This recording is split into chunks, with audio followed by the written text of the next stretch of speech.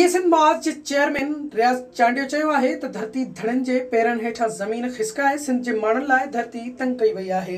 रियाज़ चांडियो भादाई हाउस मकली पहुतो, जिते मक़तूल इरफान जतोई जे क़त्ल ख़िलाफ़ सखर में रिथल धरणे ऐं ठटे में ज़मीनुनि ते कब्ज़नि समेत मुख़्तलिफ़ मामलनि ते गौर विचार कयो वियो ऐं मार्च जे आख़िर में वर्कर्स कन्वेंशन कोठाइण जो फ़ैसिलो पिणु कयो वियो। उन मौक़े ते रियाज़ चांडियो साफ़ सां ॻाल्हाईंदे चयो त जेके पुलिस अमलदार शहरियुनि जे क़त्ल में मुलविस हुजनि उहे इंसाफ़ कीअं ॾींदा।